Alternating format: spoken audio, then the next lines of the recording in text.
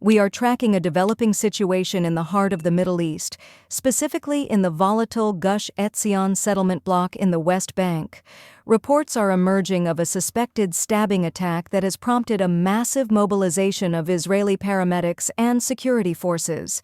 The incident occurred this Tuesday, November 18, 2025.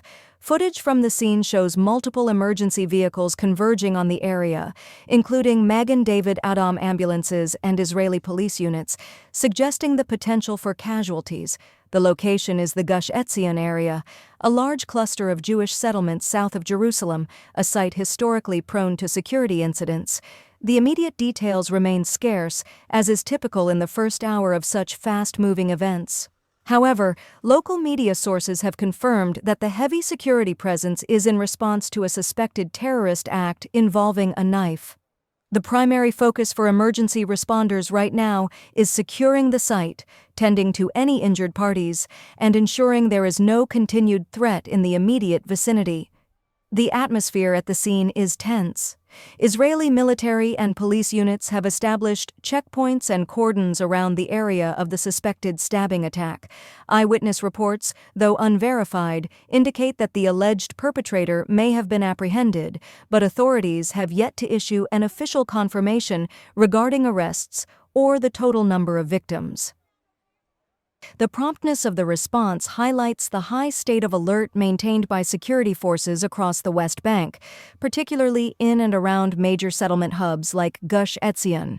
This incident, irrespective of its final casualty count, serves as a harsh reminder of the deeply entrenched security challenges that plague the West Bank settlement areas.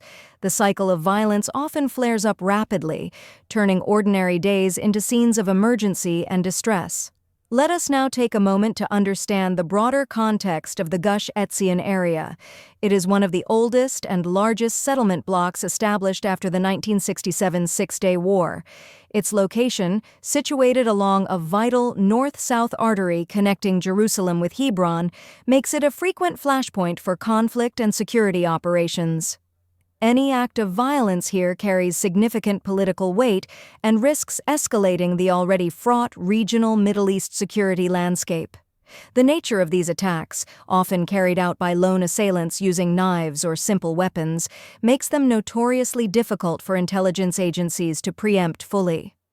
While large-scale coordinated attacks are often intercepted, these lone wolf operations rely on immediacy and surprise, necessitating the rapid and decisive response we are currently witnessing from Israeli paramedics and security.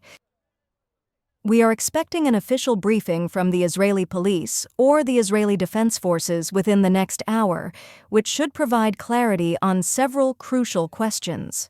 How many people were injured? What is the severity of their condition? And what is the confirmed status of the assailant? Until then, the focus remains on the humanitarian response. The professionalism of the paramedics at the scene is paramount in these moments, working under intense pressure to stabilize and evacuate the injured as quickly as possible. The political fallout from any such event is instantaneous. These incidents invariably draw condemnation from Israeli officials and are often met with vows of strong security responses, leading to increased tensions with the Palestinian Authority and the local Palestinian population in the surrounding villages. Security operations, closures, and searches are likely to follow across the Gush Etzion West Bank area. The timing of this particular stabbing attack is also relevant, occurring amidst ongoing regional diplomatic efforts aimed at de-escalation. Such security breaches threaten to derail fragile dialogue and shift the focus back to hardline security measures, making the work of peacemakers significantly more difficult. To summarize the situation as of 1456 local time, an active scene remains in Gush Etzion, West Bank. Israeli paramedics and a large contingent of security forces are responding to a suspected stabbing incident. We urge everyone in the vicinity to follow the instructions of security personnel. We will remain on air, bringing you verified updates as soon as they become available from official Israeli sources. The ongoing vigilance required by residents and security forces in the Israeli-Palestinian conflict zone is immense. Every day is a test of resilience, and events like this serve as tragic punctuation marks in the narrative of the region. We at Liberty 365 stand ready to deliver the facts, distinguishing confirmed information from the swirl of initial reports. We will now go to a brief commercial break, but stay with us. When we return, we will bring you the very latest statement expected from the IDF spokesperson regarding this serious suspected stabbing attack in Gush Etzion.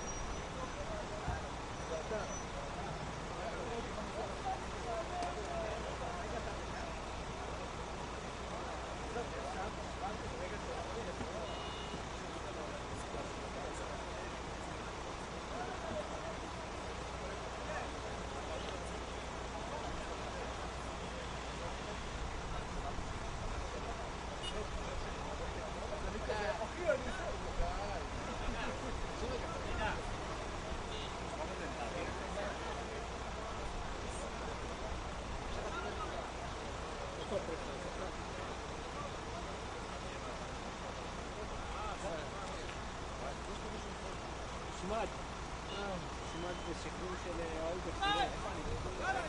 יאללה. חכה, אל תדאג, אני פה. שנייה, אני צריך להרים את זה. זה לא רברס.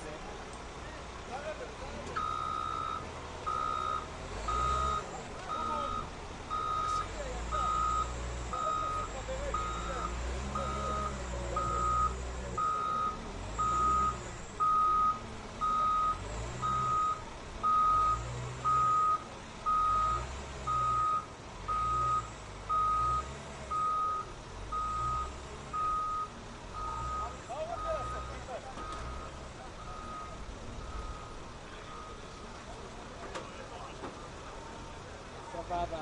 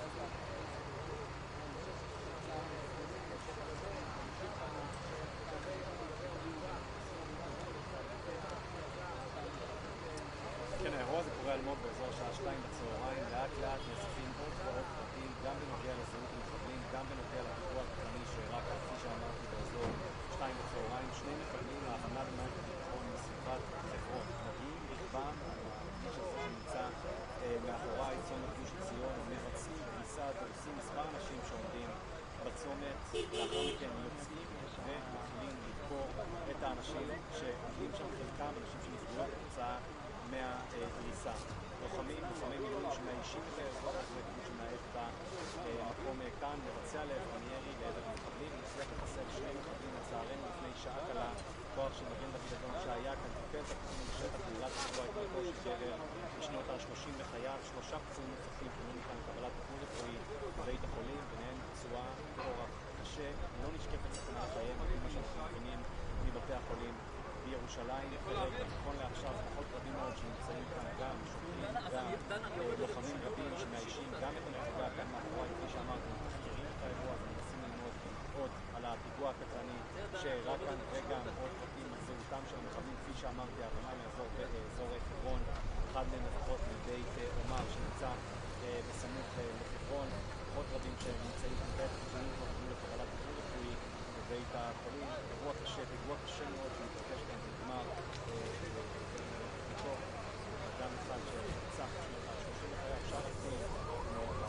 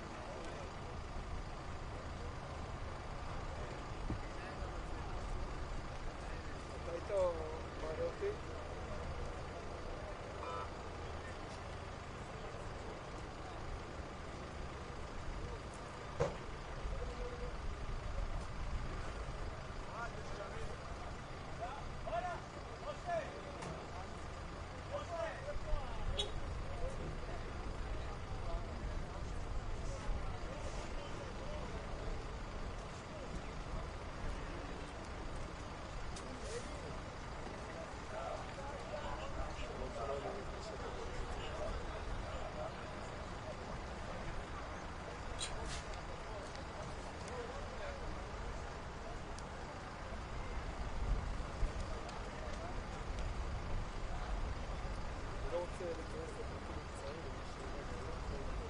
בתחום הזה, אנחנו פה מגלים שהמלחמה הזאת על ארץ, זה לא התחילה אתמול, זה התחילה מאוחר, למעלה מ-120 שנה אנחנו מגנים על עצמנו, מצליחים להמשיך את החזרה. אנחנו מגלים שאנחנו פה בגוש עציון, שנמצא בין חברון, עכשיו בגבול המחבלים, ובין ירושלים, אנחנו מגיעים לירושלים. כבר במלחמת העצמאות, זה הגבול של גוש עציון, ודה פקטו זה שמתקיים, מחבלים האלה היו מגיעים לירושלים, אנחנו בגבול השם, ואנחנו כאן בגבול גוש עציון, נחזקים את האחיזה שלנו פה בהגנה הקבועה הזאת, ובמקביל גם סופרים בצורה הגבולים שלנו לירושלים.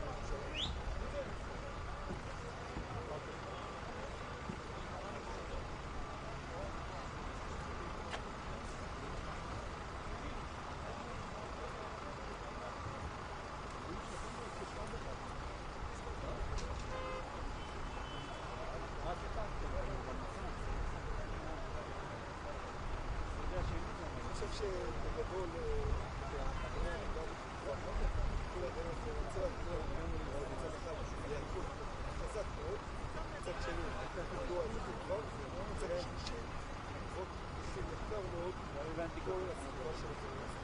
במילים אחרות, כמו שבעזה עושים שכונות שלמות של הקשרים שיש בהם אמצעי לחימה, גם זה מה שצריך לעשות.